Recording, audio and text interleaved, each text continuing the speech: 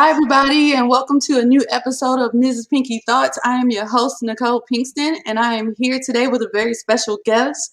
We are here with our favorite conservatarian, Jeff Charles. How are you doing today, sir? I am doing well. How you doing, sister? Good, thank you. I just had to get you on the show. I've done a couple of interviews now, and we're just trying to get everybody on here that are inside the conscious conservative movement, and I'm trying to, educate everybody with what that is. Can you tell the people who are listening who might not know yet, who are out of the loop, who you are and what do you do? Yeah, my name is Jeff Charles. I am a contributor for RedState.com. I'm a conservative commentator and content creator. I also host A Fresh Perspective with Jeff Charles, which you can find on YouTube. I do live streams every Monday and Wednesday evening at 8 o'clock Eastern Standard. And I also have an audio podcast under the same name, A Fresh Perspective with Jeff Charles. You can get that on iTunes, Spotify, iHeartRadio, or wherever you get podcasts. And I'm going to be releasing episodes every Tuesday and Thursday. Oh, wow, that's great. Before we get into our deeper discussions, I want to ask everybody who is listening and people who listen to the later broadcast to please like and subscribe and share this channel so we can grow and so we can get some more people and information out there. As you can see around the edges is all of my information. This is Mrs. Pinky Thoughts, and you also can check us out at the bottom, consciousconservativemedia.net. So as we get started, we're going to talk a little bit about it. How did you get into actually debating and discussing conservative ideas? I know you went into your history over at Hotep Jesus and the guys over at Hotep Nation, so we don't want to bog everybody down with your background, but I do want to get into some of how did you start finding yourself on TV and online debating about conservative principles? Yeah, a lot of that came from writing for Red State. I also write for a site called Liberty Nation. So, but it was when I started writing for Red State, that's when my profile raised, so to speak. That's when people started seeing my work a lot more. And also they were able to watch my YouTube stuff. And it was a while ago, I started getting calls to go on radio shows and also on other digital TV shows as well. It's only been fairly recently that I've started doing more debates, like you saw the one with James Anton Hake, and I've also debated a couple people on Russia Today, and but that's the debate stuff is going to start picking up more for me because I want to get more involved in having dialogue with other content creators. It's funny because when I was in college in my 20s, I was on the debate team. For the school for a while, so I actually did really well. I probably should have been debating sooner, but yeah, I would do pretty well when we would go to tournaments, and so even though I don't think about that experiences that much, some of that kind of feeds into how I write and how I debate other people. Because anytime I'm writing, technically, if you write commentary or opinion, you are debating in a sense. There's nobody responding to you, but you might be responding to somebody else, or you might be putting forth your own argument. So from doing all that writing for the past 5 years, I've been writing arguments all the time. So most recently, I've been participating with a YouTube channel called Politically Provoked. It's brand new, but it's designed to host debates between the right and the left, or within the left and within the right, and whoever. So I'm hoping to do another one pretty soon. I participated in a panel discussion with another conservative and two left-wingers a couple weeks ago, and that was a lot of fun. It was really good. Oh, that's great. And I see like how you put yourself out there, and you actually are debating not just other conservatives, but you also debating the left or anybody who wish to have discussions. So how do you handle your own emotions, and how do you handle your passion for your position when you're debating people who might not feel the same way? Well, one thing that I have learned to do is to not be married to my opinions. So if somebody attacks my opinion, I'm not taking it personally. The only way I'll get tempted to be annoyed is if people are just being really stupid, because that really just annoys me when I can tell that they didn't put any thought into what they're saying, or that they're just giving an argument that clearly doesn't make sense. then that gets annoying. But I've always been really good at keeping my cool and maintaining my poker face. So the way I approach it is I'm married to my principles, right? I'm married to conservative libertarian principles, but I'm not married to every opinion that I have. I'm open to being convinced because it got to the point where I'm not bothered if I end up being wrong about something. However, I know that I thoroughly research every position that I argue about. So I don't tend to discuss a lot of issues that I haven't done enough research on, or if I do, I'll qualify and say, hey, I haven't done a lot of research on this issue, like say climate change. I'm not an expert on that. I haven't done a whole lot of research on it. I can talk about it a little bit, but I'm not going to go into a debate on climate change when I know that I don't know what I'm talking about. But on other issues where I am more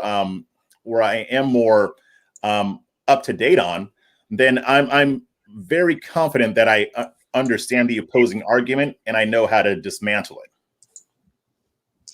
Oh, that's good. So you make sure that you know what you're talking about before you go into an argument, and that includes online and on TV. So when you know the topic of discussion, like somebody's calling you like, hey, come on my show, and we're talking about such and such, you go and you do a little brush up to make sure that you're ready for the interview and you're ready to take your position.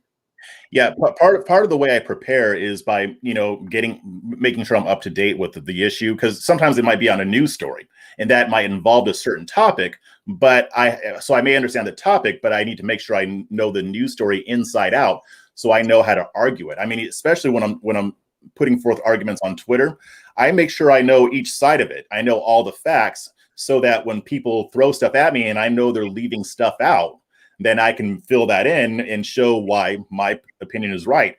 Also, what I do is I research the person I'm going to be debating. Anytime I know I'm going to be on a panel where I'm going to be debating people, like say, like when I've been on Fox Soul in the past, I ask who I'm going to be speaking with, and I look them up so I can see the type of arguments they're going to be making, so I'll be ready for them.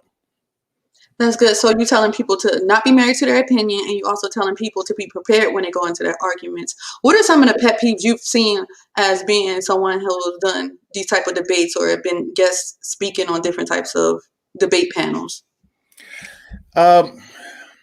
What tends to annoy me is when I can tell that, like I said, when the person hasn't put any thought into their position, or when I can tell that they haven't done word one of research on the topic, they just regurgitate what they've been told.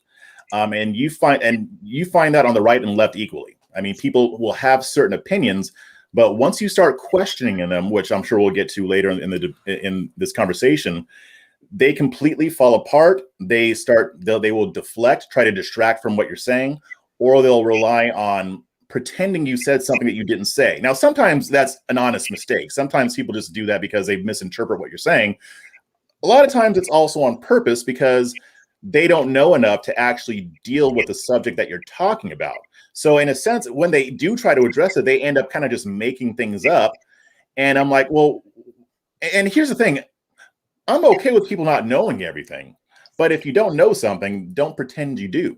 I mean, just say it's okay to say I don't know during debate. I mean, if somebody throws a fact at me that I've never heard of, then I'll say, you know what, I'm going to have to look that up because I can't speak to that because I didn't hear about that, whatever story you're putting forward or whatever study you're putting forward. So that annoys me. Obviously, when people resort to ad hominems, at that point, it doesn't bother me that much because now I know I'm not dealing with a serious person. So I change the way I approach it. So I'll just go ahead and just basically make fun of what they're saying or ignore it or whatever. But I won't engage in the same behavior because it takes a lot to get me to do an ad hominem, like a legitimate ad hominem, because it's a rule that I have.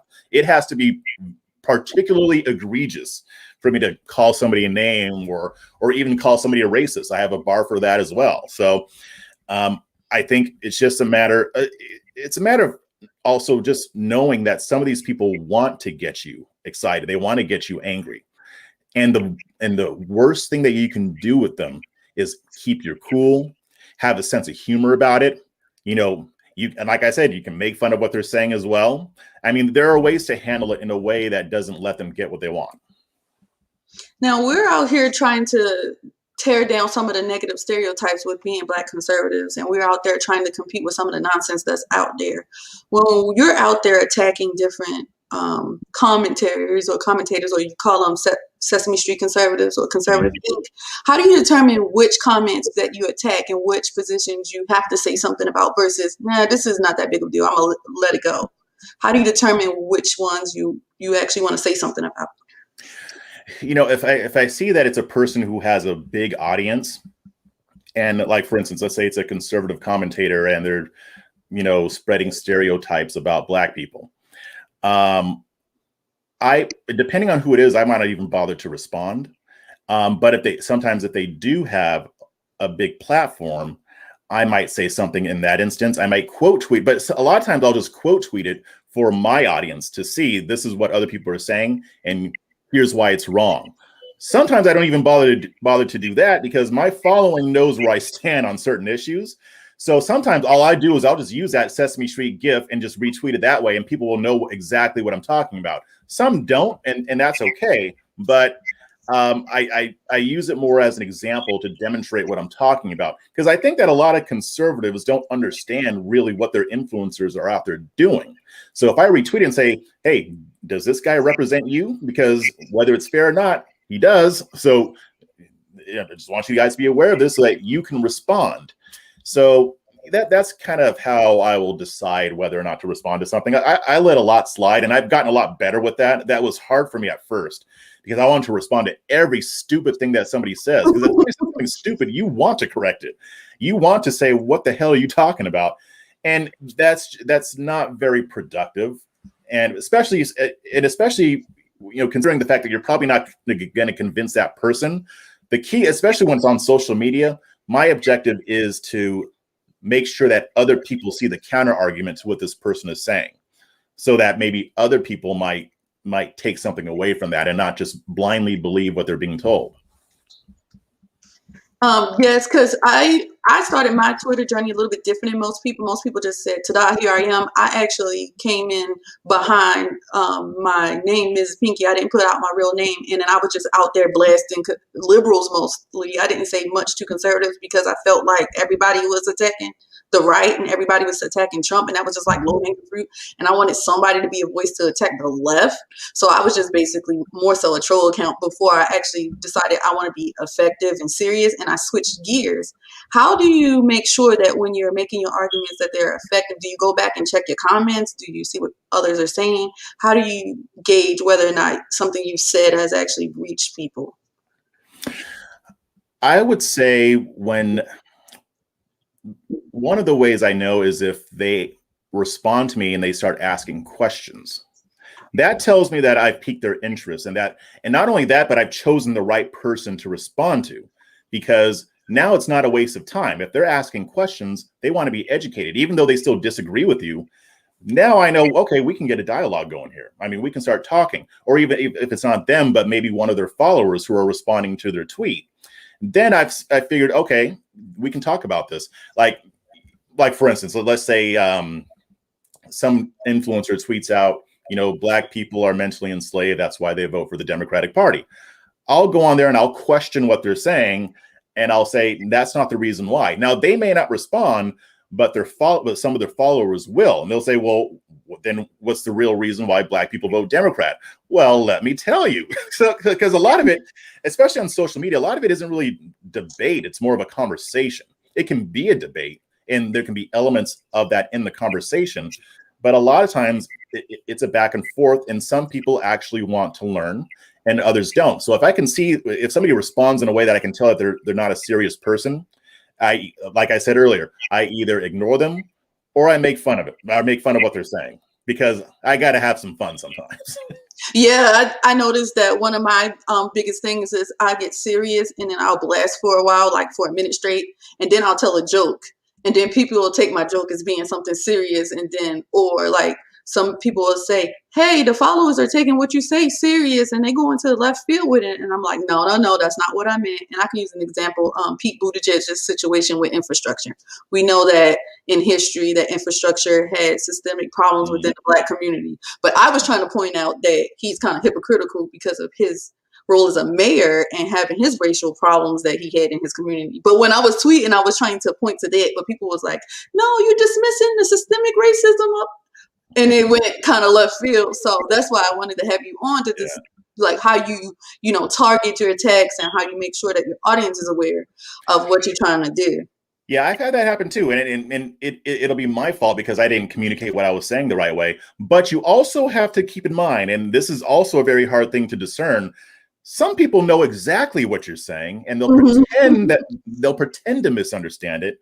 Like for instance, like with the Babylon Bee. I mean, they put out satire. It's a satire site, but then you have the Washington Post and the New York Times and other uh, left-leaning media activist outlets who will pretend that Babylon Bee is trying to disseminate fake news when it's clearly satire. At this point, everybody knows that the Babylon Bee is satire. Everybody who's familiar with the political world and familiar with the media, but they will fact check the Babylon Bee, one, because it can hurt them on Facebook, and two, because it allows people to say, oh, don't read this site, it's fake news. Really what it is, they just don't like a site that makes fun of progressives or Democrats, which is weird because they make fun of conservatives and Christians as well, but they don't care about that. So they don't like humor being done at their expense. So so when it comes to regular people, you have to be able to discern, is this guy just tripping or is he pretending that I'm saying something that I didn't say? You can usually tell by how many other people misinterpret what you're saying. If there's a lot of people that misinterpreted it, chances are you just may not have communicated the right way. Now, and sometimes I'll write a satirical tweet and I don't care if people think it's serious because it's part of my trolling. It's done mostly for my audience so they can laugh at the people who are taking it seriously. I know that's probably wrong, but whatever, sue me. Yeah, because that actually shows you how crazy the political world is, because some of the stuff that we say are just, you know, for fun. It could happen for real, and that's the point we're trying to show, is how the reality of real life and fake news is blurring together because of so much craziness that's going on. So when you started this content creation thing and you wanted to start educating more than just debating, how do you determine exactly which topics that you want to actually expound upon versus, you know, this might not be something that I'm interested in? How do you determine your different takes and your different topics that you pick? Well, when I'm looking to educate, I mean, my main priority is educating the conservative movement on the Black community. When I'm going against the left, I'm not really trying to educate them. I mean, I'm just trying to show how absurd they are. And it's mainly for people on the right and for people in the middle. I can't correct bad behavior on the left. They're not going to listen to me because I'm on the right. Just like, you know, if a person on the left talks about a conservative doing something racist, well, they call everybody racist. So we can't even be sure that they may be right. But at the same time, I'm not going to take their word for it. And nobody on the right is, because these people love racism and they love to call people racist. And I'm not talking about everybody on the left. I'm talking about a lot of people on the hard left love to engage in this behavior. So when I'm trying to educate, I direct it more towards the right, because the right, whether they want to admit it or not, they know that I'm criticizing because I want the conservative movement to be better. I want it to win. I want good things for the conservative movement. I want more minorities on the right. I want to help to facilitate that happening. So I will have more success if I'm doing that. And I wish there were more people like that on the left as well. I know there's some, but I haven't seen that many. So usually I feel like the topics that conservatives tend to be the most miseducated on involve race, involves ethnicity, culture, all this stuff. So that's really where I focus a lot of my energy. And it's funny because on Twitter is where I'll really go after the right more often. In my writing and in my work, that's where I go more towards the left. There's overlap. I go after the left all the time on Twitter, and I will write things for conservatives on the right, but that's just how it's kind of panned out. It wasn't really intentional, but that's kind of how it panned out. Yeah, and I understand, because I was one of those type of people who was just shit posting at first on Twitter. I wasn't trying to be serious about none of this, and I was like scared to even let people know in real life that I was doing it. I was doing it from afar. Mm-hmm. So how did you get the confidence to actually come out and to actually start taking those gigs on TV and actually put yourself out there? Yes, I'm a Black conservative. Yes, I'm debating these topics, but I'm not like this Black conservative. I have these kind of principles, and it's, you know, we're kind of fighting both sides at the same time. You know, I don't know. I was never worried about doing it. I never was afraid to do it. Not because I'm not because I'm just so special, but mostly I just don't give a shit. I mean, if people don't like it, they don't have to read it. I mean, that's just the way it is. I mean, and the thing is, these things need to be said. I know I'm not right on everything. I'm sure there's stuff that I believe in fully that I might be wrong in some areas, but you got to say it. I mean, and I think I don't have the same fear that a lot of other commentators do, because I'm confident in the idea that a lot of people on the right, they want the truth. And if you're willing to give them the truth, even if it stings them, even if it makes them feel uncomfortable, if you let them know that we need to have these conversations because we need to affect some change on the right, we need to change, we need to do things differently so that we can win. If it's framed in that way, people are more likely to at least give you a shot. So I think, I mean, I like with Twitter, I've had that account since 2008, but I never really used it until about 2017. That's when I really started to use Twitter. And even then I wasn't using it that much. It was only, I don't know, maybe until 2018, 2019, right, where I really started pouring energy into Twitter.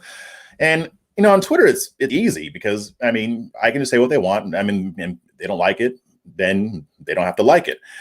Back then I was writing for Liberty Nation, which is a newer site. So it doesn't have as many viewers as, say, a RedState does.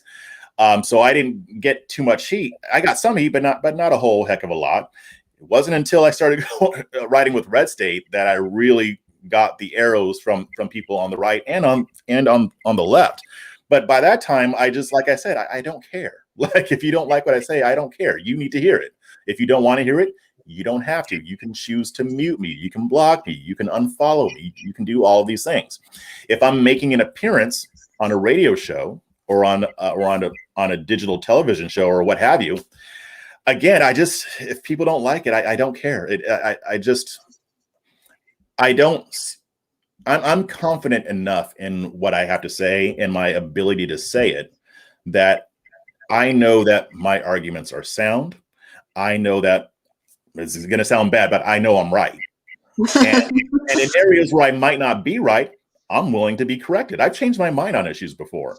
But chances are, if somebody's going to come at me and say, you're wrong, 9 times out of 10, I know far more about the issue than they do, because I won't have even voiced my opinion until I've already researched it. So maybe that's where the confidence comes from. I mean, I will not talk about an issue in depth that I don't feel like I've read up on.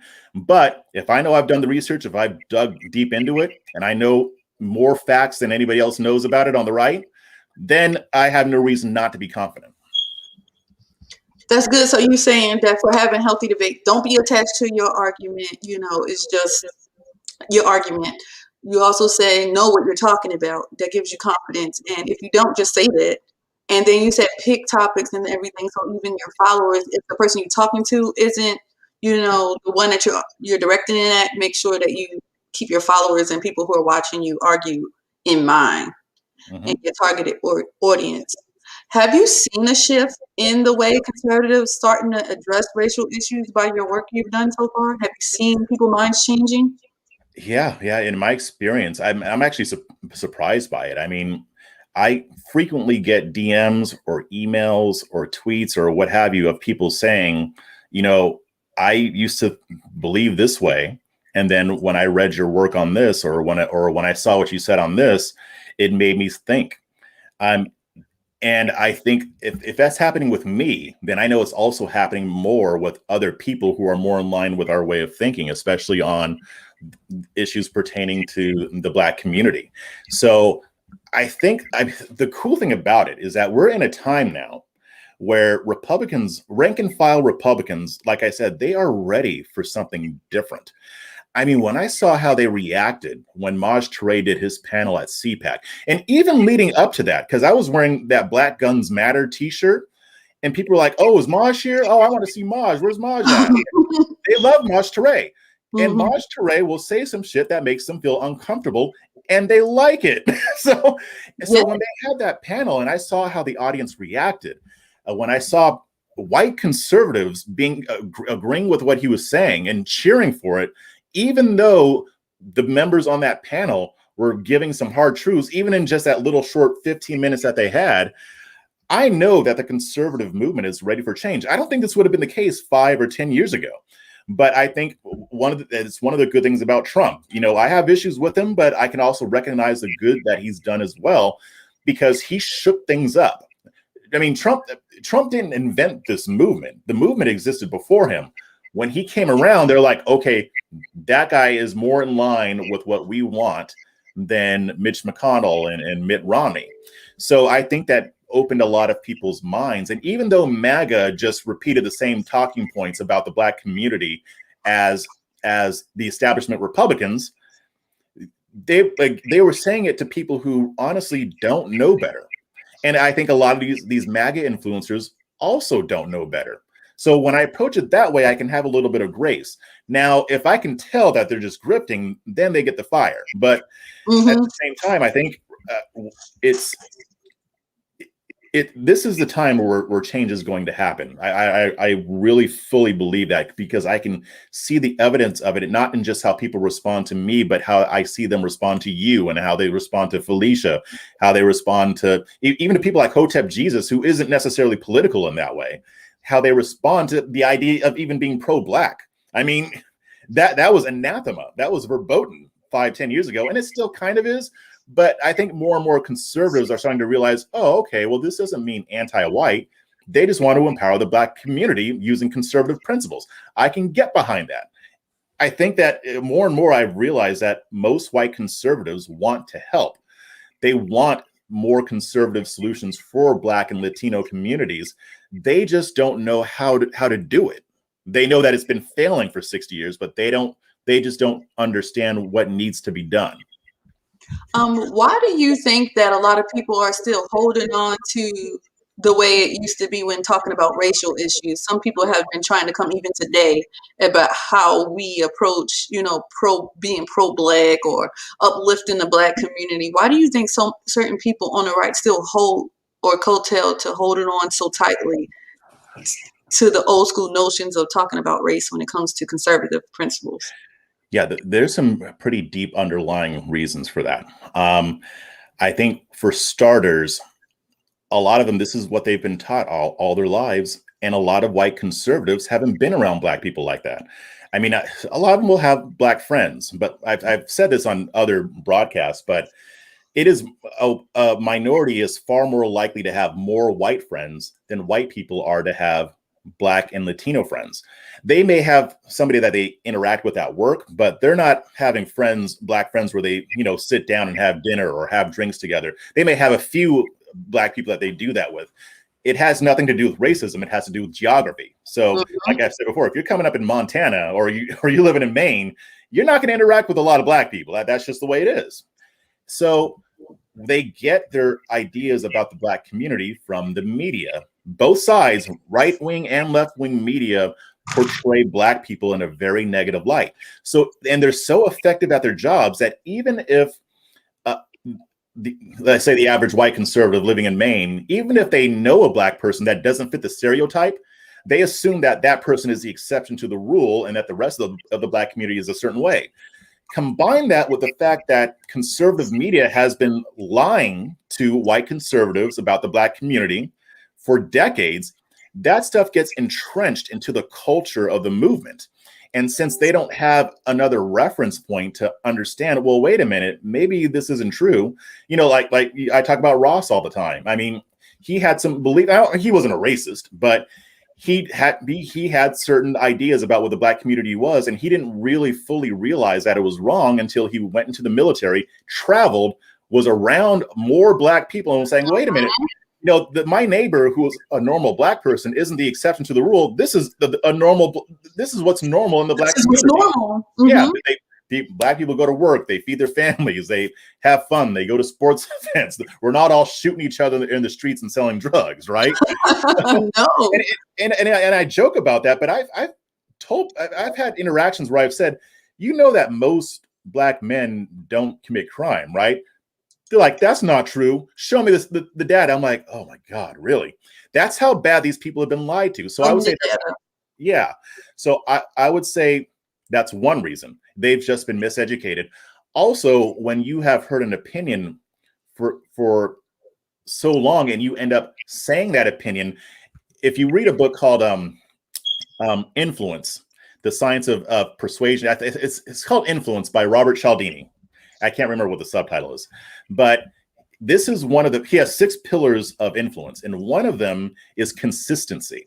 So let's say I say I don't like lime flavored popsicles. I hate them. And I say that out loud to you. Then if somebody comes and says lime flavored popsicles are great, even if they convince me, I'm going to be hesitant to admit that, because once you've said something out loud, you're more likely to double down on it because you have to be consistent with what you've said and believed before. If you don't, that's when you experience cognitive dissonance. And this is what happens on the left too. Like when you give them an opinion that contradicts what they say, we always find ways to avoid cognitive dissonance. I do it. We all do it.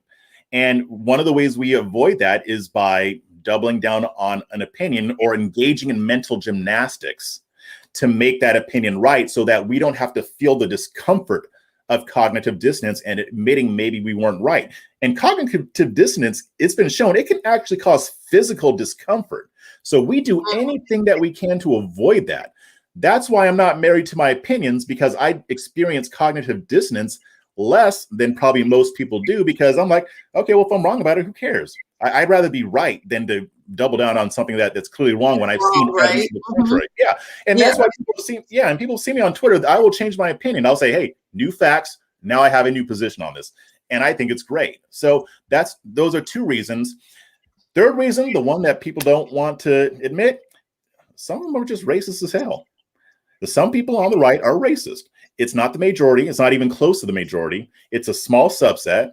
And they are just racist. They believe that white people are superior to black people, and that's how society should function. They won't come out and say they're racist, but there are some that basically expose their racism but while they still think that they're hiding it. Like, and for those people, you can't really do much. I mean, there's not much you can do there. I mean, there might be ways to break through, but to me, the majority are miseducated, and the way you fight miseducation and ignorance is through education.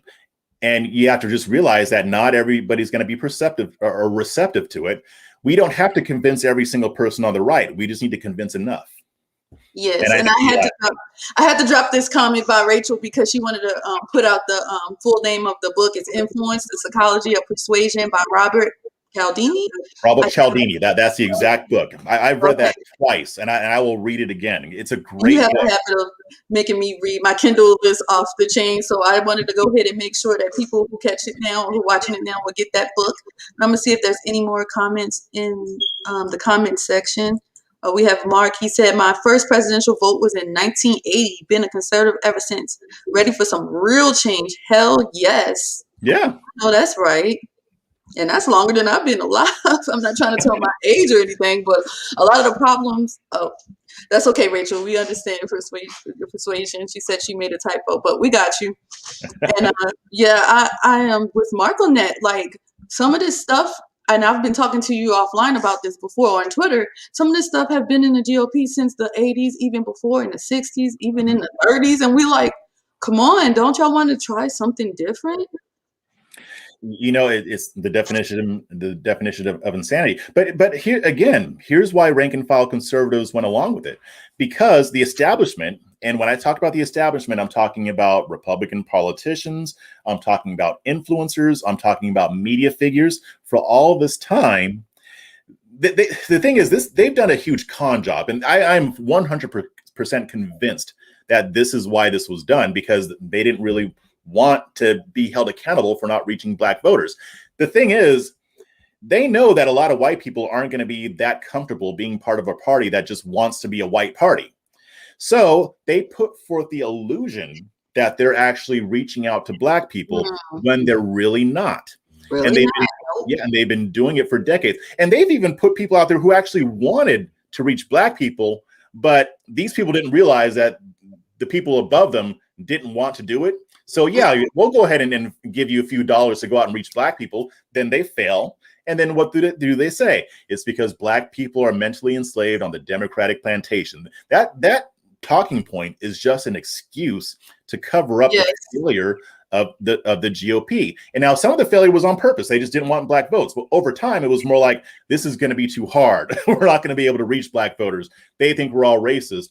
So we'll put up black faces and white faces to tell our white conservative or white right-leaning audience, or white people who may just dislike the Democratic Party, we'll say, yeah, we don't have a lot of minorities over here, but we're trying and we're going to succeed. We're going to bring about this mass black exodus and it's going to be awesome.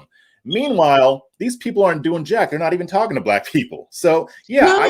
Do they even know some black people that live in the city? Like, I'm from Baltimore and I live in Georgia now. And I'm like, I don't see these people come knocking on doors. And I am a part of this party. So I'm like, what if it was somebody who are in the middle? You're like, where are they at? Yeah. I mean, and even the ones who do, they don't get support from the GOP because they're not really serious about this.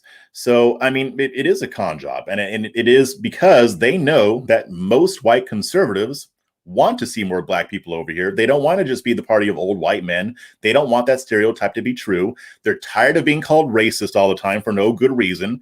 So yeah, they would love to see more minorities over here. So when you have certain black conservative Inc. people and just conservative Inc. in general saying, we're going to bring about a Blexit, or we're going to get all these black people to vote for Trump or what have you, now that they feel like their concerns are being mollified because they're being lied to about it. But I think that by now, I think a lot more people are open to the idea that what the party has been trying has been an utter and dismal failure. And my thing is, if you try something that doesn't work for like maybe 10, 20 years or so, okay, you were just trying to make sure that was going to work and then it failed. And so you try something new. When you do it for 60 years, at this point, you're doing it on purpose. Yep. I have a question for someone in the comments for you, Jeff. Her name is Designing Woman. She says, Jeff once said on another talk show that he was confident that worst elements of the GOP was mostly old folks, and we just have to wait them out. Do you still feel that same way? I wouldn't say it's mostly old folks, but that's a huge part of it. I mean, the thing is, leadership in the GOP is going to change. It's already changing. I mean, people are going to retire. People aren't going to be as involved in politics. So part of that is a generational thing. And I think there's validity to that. I'm not saying I want them to all die out. I'm just saying eventually there's going to be a changing of the guard. We're already seeing that. So as far as that occurring, that's going to help. But again, I call it the BoomerCon way of thinking. It's still going to be in the party even after they've gone off to go fishing or whatever. So I think that we're still going to have more work to do. The good news is that, a lot of the younger people are more open to something new, especially because it's the establishment that was doing this in the first place, and everybody hates the establishment now. So this is time for us to capitalize on that, really. Raphael says that he thinks that both parties are in the midst of internal civil wars. How much truth do you think it is to that statement? That is 1,000% true. I've been watching the left. They've got their civil war too. Their establishment against the so-called progressives, the hard left. And it's amazing because before this past election, they weren't being very aggressive at pushing back on the progressives. Maybe they were kind of behind the scenes, but you didn't have a lot of people publicly saying, yeah, your slogans suck. Defund the police is a horrible idea. We want to have police be held accountable, but we don't need to defund them. I mean, you had James Clyburn railing against them. Just recently, Kamala Harris and Clyburn agreed with Senator Tim Scott that America is not a racist nation. So, say what? I did not see that coming. I didn't either. I didn't either. Out there by himself. It shows that they're fighting back now, and they may not be doing it as aggressively as, say, our non-establishment is doing to our establishment, but they're doing it. That was when they did that, they sent a message to the progressives, and that message was, y'all aren't going to take over here. We're in control, and y'all aren't going to be in control. And I hope they're right, because if the progressives, on one hand, if the progressives do take over and they do hold total dominance over the Democratic Party, it'll send more people our way. But at the same time, what happens if they win and they're democratic socialists in office? That's not going to be good either. So I hope that the establishment wins out. Designer Woman, she made up a point that I wanted to address. She said Dems seem to be very clear on what their mission is for the country. Do you think a problem with the GOP and the reason why there's so much infighting is that they don't have a clear mission anymore? Is it because MAGA fell off or MAGA was something new? Is it the problem with the GOP is that they don't know what they want to do with America right now? That is a problem. Well, here's the thing. The reason why I don't think it's a huge problem, and I'm kind of glad that this is happening. We are right now fighting for the soul of the Republican Party. So we are going to know what our mission is for the country pretty soon, within the next few years, depending on which factions win. So yeah, I mean, the Republicans aren't very clear on it right now. And to be honest, under the establishment, the Liz Cheneys and Mitt Romneys, their mission was, let's just oppose whatever the Democrats want to do. They didn't have any ideas. I mean, there are conservative ideas to solve a lot of the problems that Americans face, but they were horrible salesmen. So their objective was just to oppose, but not say, hey, here's a better idea. Like I said, they had the ideas, but they spent very little time selling those ideas because they didn't really give a shit, honestly. They weren't really trying to promote anything except, let's line our pockets. Let's be in Congress.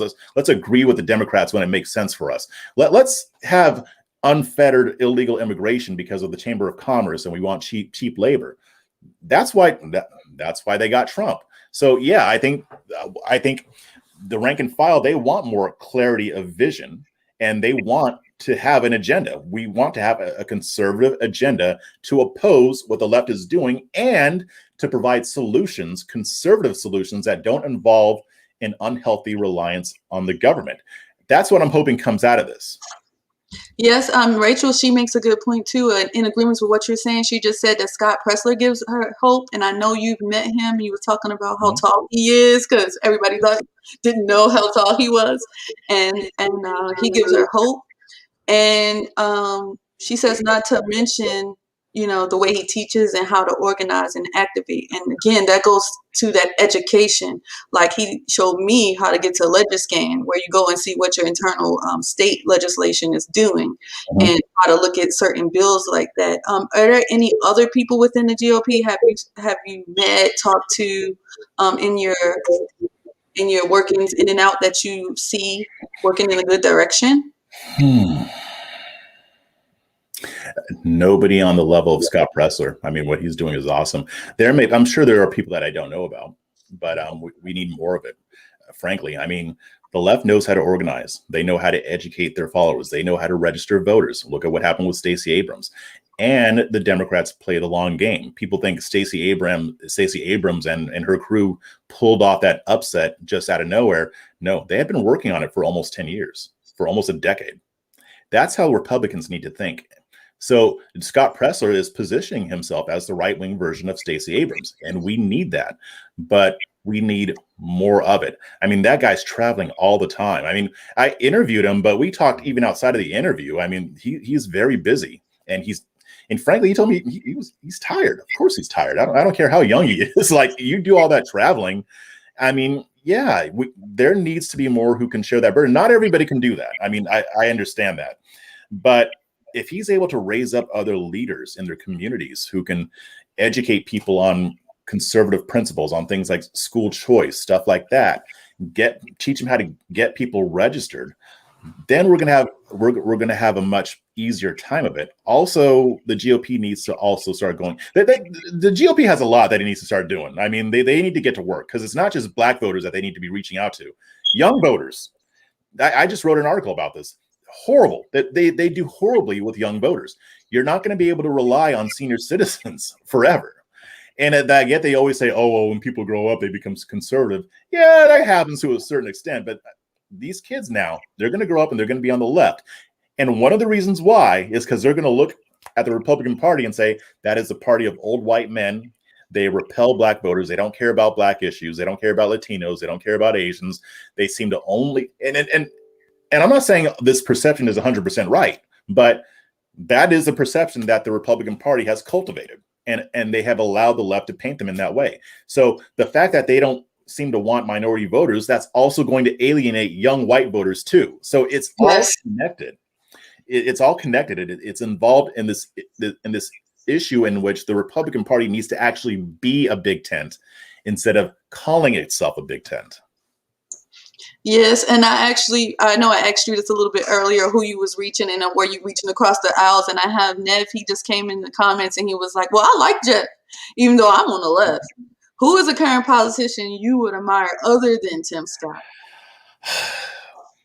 Well, and here's the thing, I wouldn't say that I admire Tim Scott. I like Tim Scott. I don't admire any politician. And that's something that we need to, everybody, all Americans need to have this attitude. Like, it's okay to like a politician. I get it. And, if there's a politician who has done amazing things, like, they feed the poor and stuff like that, it's okay. I can be like, okay, I admire that. But we got to be careful when it comes to government. But as far as who else I like, as far as politicians go, I like Rand Paul. I'm starting to learn more about Thomas Massie, and the more I'm learning, the more I like. Ron DeSantis may get there. I'm still reserving judgment on him so far. Other than that, I can't think of any. I think a lot more people to admire are going to come out in the next, as they have to prove themselves, and we be hitting them and stuff on Twitter. A lot more people are going to show themselves, and we're going to see their answers. They're going to start doing live debates. We're going to see them, push themselves out there more and get more answers to certain topics. I'm also keeping my eye on Byron Donalds too. So yes, he's showing promise to me. So also here locally, Mackenzie Kelly, who won her city council race as a conservative Republican. I mean, that's awesome. That's good. Local elections do matter, and people need to start paying attention to what's happening around them closer in their cities instead of watching just the presidency, because we have the local elections coming up in 2022. The Alchemist made his way up in the comment section. He wanted to ask you this question. He said, speaking of debate, which prominent conservative influence commentator is able on having debates, conversations on reparations, CRT, and race issues? Who do you think can discuss those topics? Well, Sonny Johnson, obviously. I mean, that's what I was saying. I was like, "Oh, Sonny, push her out there." yeah, she is very well versed on that. I'm going to surprise you with this one. Carmine Sabia could. Especially on reparations. He believes in reparations. I saw you peeling that onion, though, so I would kind of say you kind of. That's okay. You like kind of moved it. Like some people say, we kind of repeat Sonny a little bit. I felt like that was more of your handiwork. I seen how his. To be fair, he actually believed in reparations before we ever even met.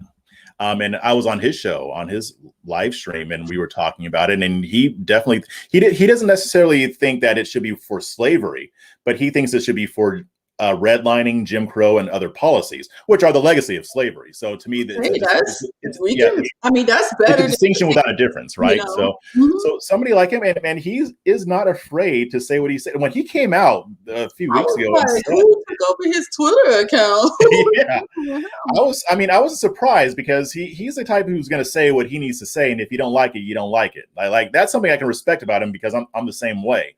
And we've gone back and forth heated on Twitter before. Not like we didn't hate each other, but I mean, we got heated, but we ended up having the conversation. And I think somebody like him would be good. I mean, he may not agree 100% with us, and he may not be on board with every single thing. He might need a little bit more convincing on some things, but still, I mean, he's open-minded. That's the type of person we need. I mean, I would love to see more white conservatives being willing to talk about reparations, because they're out there. Ross Schumann, he'll talk about reparations. I mean, they do exist. You just don't hear about them that much, and they're never gonna, get on Fox News. And yes, I do love cinema, but that's a different thing. I love Kirsten Cinema, but not necessarily as a politician. So I'm gonna be quiet. I just thought I would mess with you a little bit and throw that out there when she said, but he does. Yeah, I'm always attracted to women who disagree with my politics for some reason. She is very interesting to me, and I say this because even though you think she's hardcore leftist, I just feel like she's the type of person that we could at least meet halfway. Like sometimes you see certain politicians or certain people, and you think that they're just emboldened to their stance. And then when I see her, I'd be like, what if she talked to like a Sonny Johnson? Or what if she talked to a Mashere? How would she change, or how would she feel about certain things? She actually, I mean, she came off as hard leftist at first, but when she got into Congress and I started seeing what she was doing, I was like, oh, okay. All right. I see you. Maybe she was just coming off as far leftist. Maybe she thought that was going to get her elected or get her support. I don't know. But she is not trying to legislate that way. She's still on the left. I mean, definitely. She's not, a centrist, but she's a more sane person on the left, in my opinion. Her people like Joe Manchin and some others. Yeah, Alchemist just said that Senator Manchin are blue dog Democrats. I honestly just thought they didn't exist anymore. I felt like the progressives were just smushing them out of the left party. Mm-hmm. This is just my question. I'm gonna see if I can get out of this. My question is this: do you see how they're moving the goalposts a little bit when it comes to criticism of the president and how they're trying to push him as he's more of a conservative and now so when we say progressivism is this way, then people are saying, well, no, Joe Biden voted for Iraq and he supports war, so he's technically a conservative. Have you seen that goalpost move to try to move him more right? I understand why they're telling that lie. I do. I totally understand. And the thing is, real progressives don't like Joe Biden, but they know he's not a conservative. They know it.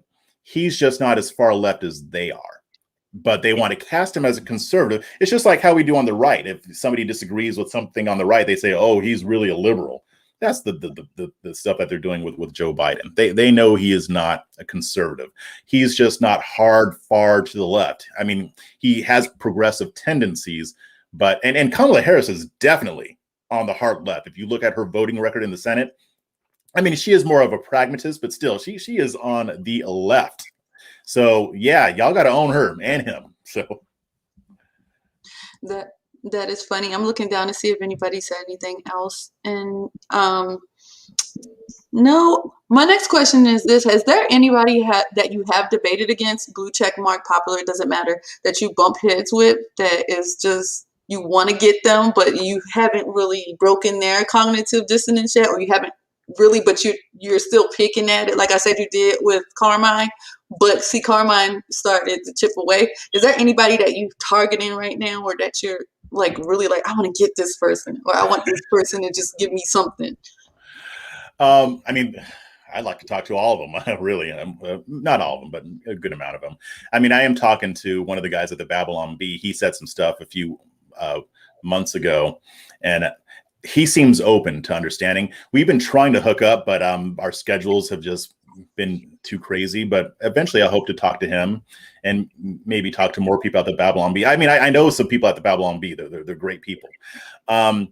I would love to educate Ben Shapiro more, because I can tell this dude probably never even talked to a black person until he was in his late 20s. And the only black people he talks to are Black Conservative Inc. So, and I'm joking, but I mean, Ben Shapiro is a smart guy, and he seems to be more open to some of these things. I mean, the stuff that he says about racism now, while it's still miseducated, it's not nearly as bad as it was years ago. So I don't know who got a hold of him, but I mean, even like when I saw him on his latest Joe Rogan appearance, and Joe Rogan was talking to him about systemic racism and things like that, he seemed more open. So I think if he gets new facts, he seems like the type that's more likely to change his opinion. I could be wrong. He might still double down. I would really like to talk to Andrew Klavan even more so, because again, same thing. I mean, when he talks about race, I can tell he doesn't know a lot of what he's talking about. And he's not out of malice. I mean, he's not a malicious guy, and I'm not saying this maliciously.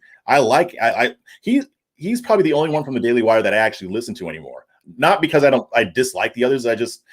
there's something about him. I mean, maybe it's that old soul that he has, or, being an older person. I think I could sit down and have a really, really good conversation with him about a lot of these things, and that he'd be open to it.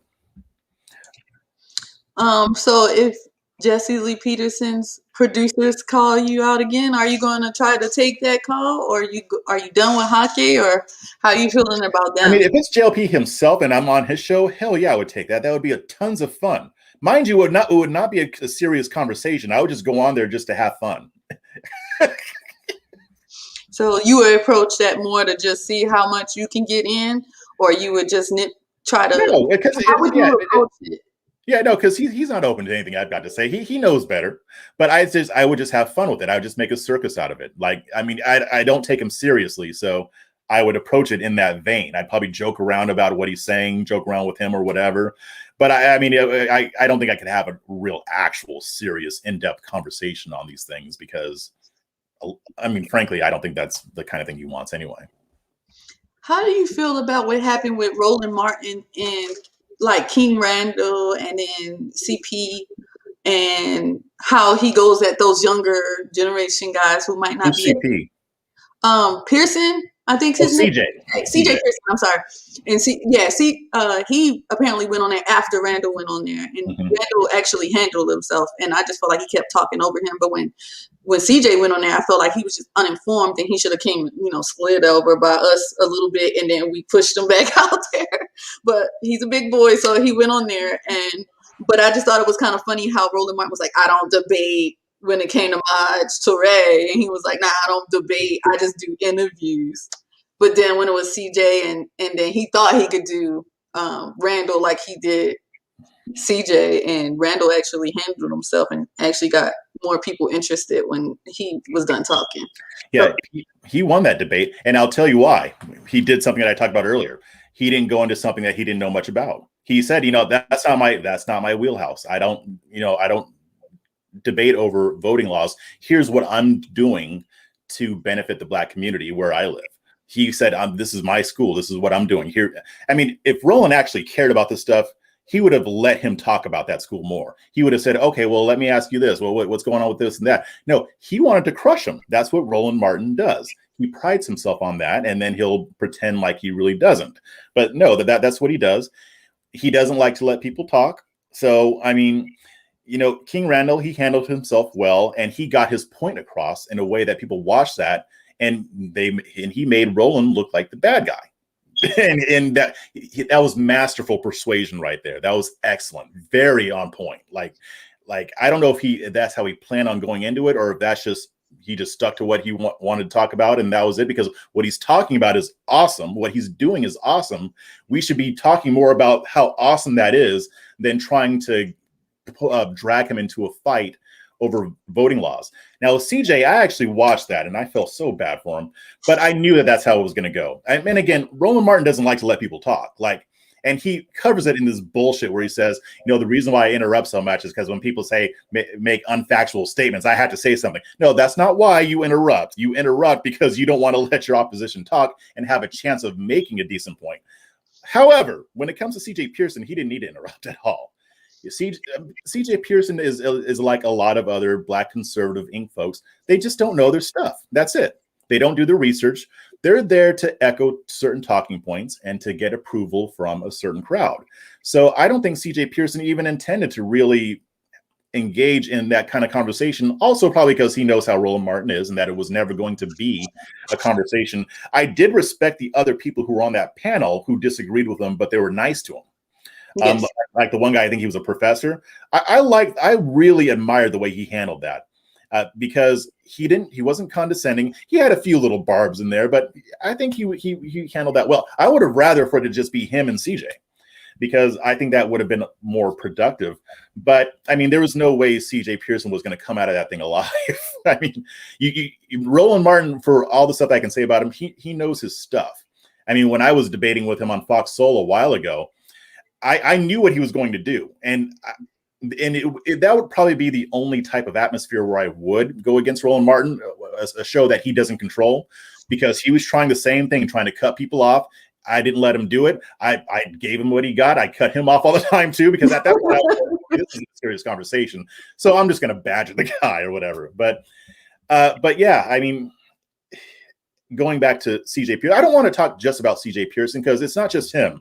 There's I'm just trying to use the debate as an example because that's our topic, and that's the debate that just came up in my mind real quick. But the thing is, you could have replaced him with anybody from Black Conservative Inc., and it would have had the exact same outcome because their shtick is not about knowledge. It's not about educating their audiences. It's not about actually talking about these issues in a deep way and promoting conservative solutions and acknowledging problems that exist. They're there to recite a script. So it was never going to go any other way. So as we're talking about having healthy debate online and on TV, our points are make sure you know what you're talking about, or admit if you don't. Don't be married to your ideas because that's what they're attacking, your ideas or your message, not you. Don't take it personally. And you also said pick and choose what you're going to talk about and who you're going to talk about a little bit so that way your audience can benefit from it and not just maybe the person you're directing your comments to. Are there any debates you could think of in your head that are good for us to like Google later and watch, or are there any you've had yourself that you would like to promote that would show you what you're saying in this conversation today? Other than the one with Roland Martin on it, my appearances on Fox Soul have been pretty good. They get kind of heated and pitched. I mean, because we are kind of playing to a crowd, but we did have some good conversations. We came away from that, respecting each other. Let me think. Are there any others? I mean, there are quite a few, especially if you look on YouTube. It's not always easy to find the ones that are productive because you're not going to know what you're going to get until you click on it. Let me see if I can think of any others. Ben Shapiro had a good back and forth on one of his shows. I can't remember when, with a Representative Ro Khanna about the $15 minimum wage. I like seeing Ben go up against the left because he'll be civil and he deals with people who will be civil back. So I feel like I get something out of watching it. I get a better feeling for the contrast between the two. Other than that, somebody mentioned The Alchemist. He mentioned Oxford-style debates. Mm-hmm. If you go to Intelligence Squared, I haven't done this in a while, but now I need to pick that back up. They have Oxford-style debates, always very civil. You'll learn a lot. They get some of the smartest people to participate, and it's an excellent forum. They talk about interesting topics. And there's not a bunch of talking over each other. It's not like watching Fox News or CNN where you just have two talking heads arguing for 15 seconds and then they go on to the next thing. You can actually get something out of them. The only other one I would think of would be Dave Smith. Now this is a libertarian debate, but Dave Smith debated Eric Becker, who held office as a libertarian, or he either ran for office or held office. And they were debating about what the libertarian movement should do to get more influence and power. Should they try to take over the GOP, or should they do their own thing with the Libertarian Party? And that was a very good debate. Yes, I remember that the Alchemist is bringing up when Ben Shapiro had that brain fart on Andrew Neil's show in 2019 and he walked off. I know a lot of I know a lot of people was just like, yes, because he be owning people all the time on college campuses and things like that. So they was like. But I respected the hell out of him for that because he acknowledged that he messed up. He didn't try to double down on it. He didn't try to spin it. He said, yeah, I shouldn't have done that. All right, I can respect that. I'm still going to laugh. I still laughed at him, but I mean, at least he was man enough to, admit, hey, I didn't handle that well. Do you have any lasting advice for people when they get on these debates, either on Twitter, with their friends, online, on their podcast? Do you have some lasting tips that you think that could help foster healthier, better debates, more informative, effective debates out here while we're out here doing our thing? One of the hardest things is making sure that you're talking to somebody who's actually worthy of your time. Again, that's something that I've had to get better at. When Hotep Jesus used to tweet those things, who did you give your energy today? Who did you give your energy to today that didn't deserve it? When he used to tweet those, I was like, damn. Now, if I tweet something like that, I can be like, Yeah, for the most part, I didn't waste my time. If it's entertaining me, I don't consider it a waste of time. If I feel like it can be a productive conversation, it's not a waste of time. Don't get too involved with it on Twitter, though. I mean, it's not always worth it. I mean, if you want to do debates on YouTube and stuff like that, definitely, because that will help you sharpen your mind, help you sharpen your arguments. On Twitter, don't do it that often. It's not, unless you're trying to be a commentator or you're trying to be an influencer. If you're going for that, then yeah, you can do it a little bit more. But even me, I'm trying to pull back from a lot of that myself because I've just got too much stuff to do. So you have to learn how to choose your opponent, I suppose. Like, don't waste your time with people who are mindless, who don't think, and you'll be able to tell who these people are over time. But if you're going to spend the time with people who are more open-minded and somebody who you can actually get something out of the conversation with.